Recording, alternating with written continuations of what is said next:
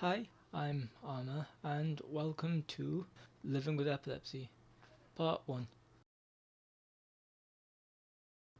So, you might actually remember this title.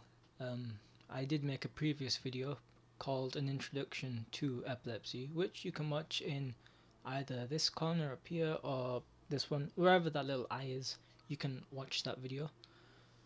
But this, well, as that video is titled, that was an introduction to my life with epilepsy, and this is the first part in a series of I don't know how long of me going a bit more in depth in how living with epilepsy, how that is like.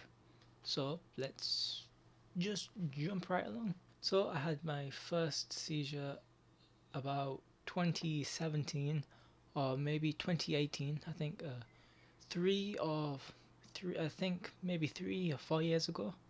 I'm not quite sure because epilepsy it makes it difficult to remember specific, it makes it difficult to remember stuff. So I had to do quite a lot of research for this. Still didn't help that much, but I tried. I did. I had my first seizure the 18th of February, 2017. I believe it might be 2018. That was the time when I was still in secondary school. I'm in college now, so that's just as a point of reference. I was in secondary school at that period in my life, but I had my first seizure 18th of February, 2017 or 2018. Uh, I had it at home in my bathroom. I woke up. It was just like I woke up perfectly fine. Woke up, you know, got changed, got ready to go toilet. For you have to wake up to go toilet in the mornings. So went toilet, washed my hands. I looked in the reflection, and I was so disgusted at what I saw. I had a seizure. All joking aside, my first seizure was probably one of my most could have been a really severe seizure if I hadn't uh, seized. I'm not sure what the right term is, but if I hadn't seized in the bathtub, I had a seizure in the bathtub because my bathroom has a metal frame for the windowsill. If I landed there, I wouldn't be here today. So I'm just glad that I was in the bathtub when I had my first seizure. My first eldest brother, I think either him or my second eldest brother heard me fall and went upstairs to the bathroom and unlocked the door, and they found me just seizing along to the music in my head. So after the 18th of February, I didn't have a seizure again for a couple more months, and then on my third month, I had another seizure. I'm not sure when exactly, but it was I know it was a few months after. It might not have even been 2 or 3 months, but it was. I did have another one in that year. I went to doctors, my GP, and he said that we can't diagnose you with epilepsy just yet because you people can have seizures for many different reasons, and one of them, like, there's a whole list of reasons why you can get seizures. For example, stress, anxiety, just other mental problems a person can have. There's a whole list that goes on for thousands of pages, and I can't name all of them off the list. But I definitely did have anxiety, and I was stressed out a lot at that point in my life because it was secondary school, and nobody likes secondary school. Okay, nobody likes secondary school. If you do, then you're just weird. Okay, do you hear me? I think I'm not sure exactly. Again, epilepsy messes with my head. I think 5 months. It was towards the end of the year, not towards the end, but I think it was around October, maybe. I'm not quite sure. Then I had my third seizure and then went back to the GP, and I was diagnosed with clonic tonic seizures. Clonic tonic seizures were the seizures that I had at that time. So we went to my doctors, and I was diagnosed with epilepsy. So told him what seizures I did have, which were clonic tonic seizures. But of course, from 3-4 years ago to now, that has obviously changed, which it has, which is very annoying, but that's life. Things change all the time. I'm glad that it's not continuously clonic tonic seizures, which I used to have, and I'm glad that it has changed. My clonic tonic seizures, I don't get any more whatsoever. But on the rare occasions that I do get them, they're usually on my bed at night, which are very rare.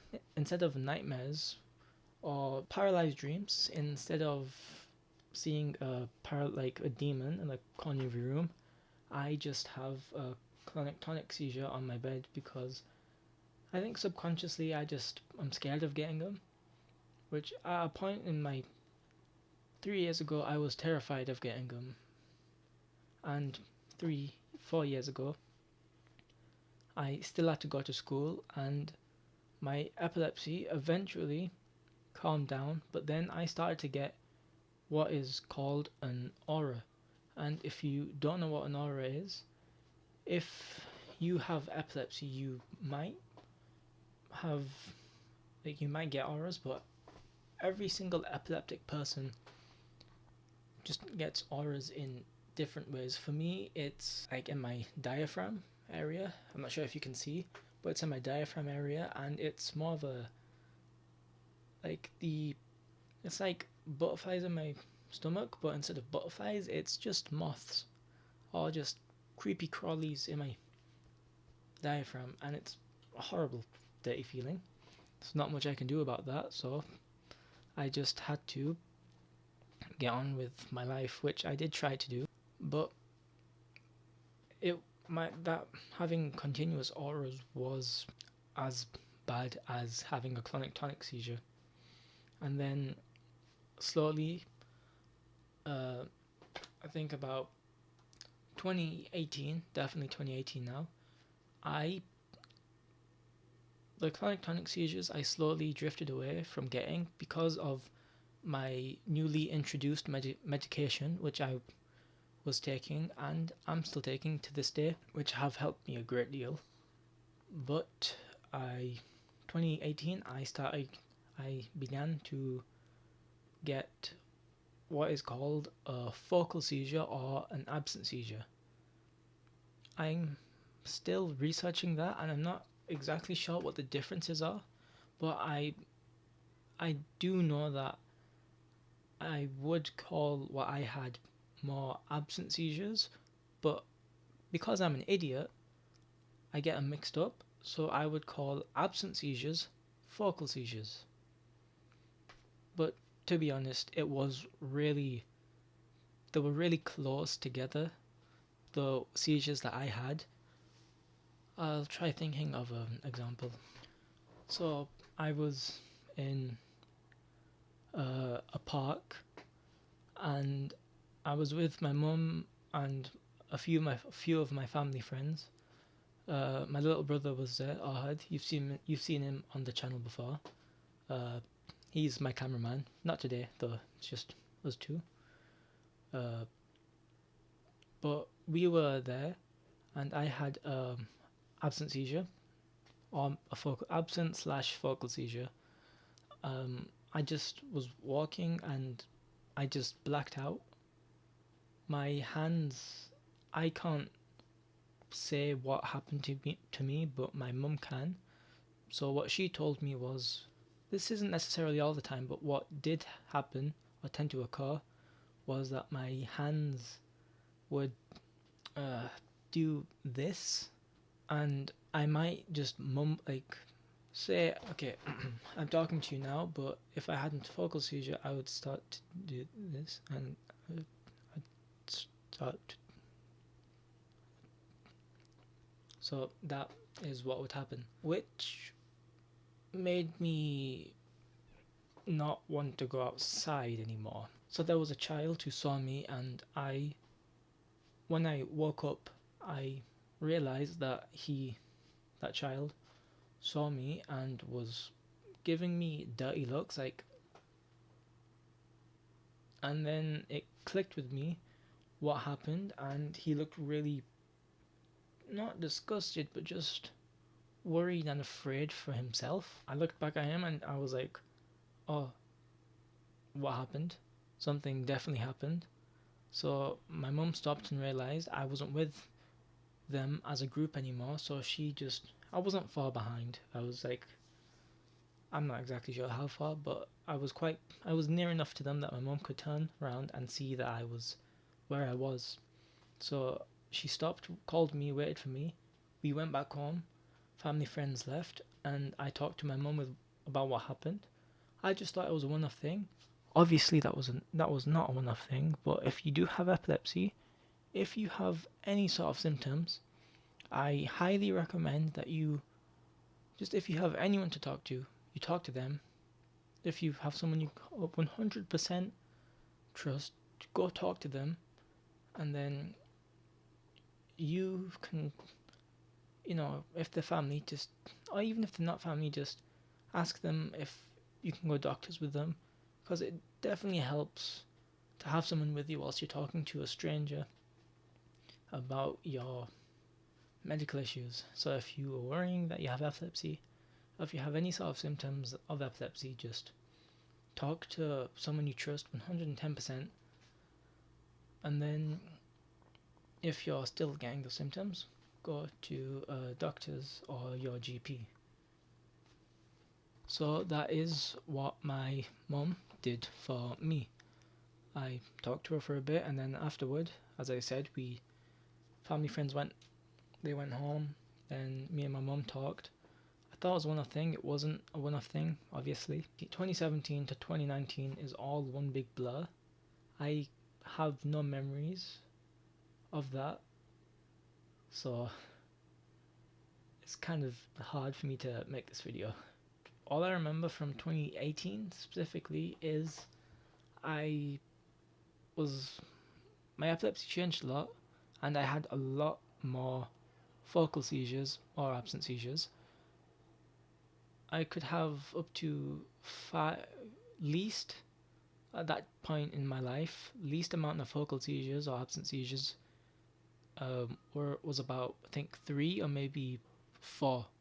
Maximum was, and I remember this because I counted and my auntie was next to me, was about 15 or 16. And if it got anywhere above 2, I was bedridden. So that's why you can imagine I can't remember that period of my life at all. Fun fact about epilepsy: over 600,000 people in the UK suffer from epilepsy, which I am one of those 600,000 people. So, whoa, haha. That's not really a fun fact. I mean, it's a fun fact about epilepsy, but it's not that fun. I got I think a CT scan of my brain, and what the results was that I suffered from what is called, just need to look at my computer for a second, subendomal nodular heterotopia, which in my case is that I have too much grey matter in my brain, as stated before in the previous video, which you can click up there or up there, wherever the card is, which resulted in me getting epilepsy. So the subendomal nodular heterotopia I had this is just the way my brain is, so I have too much little grey bits in my brain, which I will have for the rest of my life, which is kind of sad, but it's not as sad as, not eating, or just, just, I don't know, not eating. I like food a lot, so if I haven't eaten in like 2 hours, I will start to cry. Too much grey matter in my head is what causes me to have epilepsy. But I only started to get seizures when I hit puberty, which was not 13. Well, you know, when your brain starts growing, and your grey matter and white matter are supposed to, you know, expand or just add. I'm not sure what happens, but you're meant to get more grey matter and white matter, I think, as your brain grows. But I already had too much grey matter, too much nodules in specific parts of my brain that wouldn't, you know, they would just refuse to move. Like, no, I'm gonna stay right here and give this boy some seizures. That's what they did. My brain's not nice to me. What are you gonna do? Get a new brain. So, like the X-Man I developed epilepsy at the age of 14. Maybe 15, possibly. Very likely to be 15 rather than 14. Yep. For the period of my life, 2017 to 2019, you know, one big blur. Couldn't remember most of it. So what I did instead was I couldn't do much. I was basically bedridden. So what I got into was art and photography. So that's what I did. I started to draw a lot more, and I started to take thousands of pictures. This has been quite an adventure for me, honestly, a little blast from the past. I hope you found this video somewhat informative. I know I sidetrack and mumble a lot of stuff, which I am still doing. If, you know, like I said before, if you know anyone with epilepsy and you're watching this, please share this tangent of a video with them. So just, like I said, they know that they're not alone. So again, please like, comment, and, well, you know how it goes. Just like, comment, share, and subscribe. But please just mostly share this video if you know anyone with epilepsy, because I just learned how to deal with it by myself and through depression and other ways, which wasn't nice or a healthy way to deal with it, but I dealt with it in a way that is unhealthy. I said that twice. But just like, comment, share, and subscribe. And this is part 1 of a however long series. I'll catch you in the next video. No, that's not my outro. That's someone else's. But bye.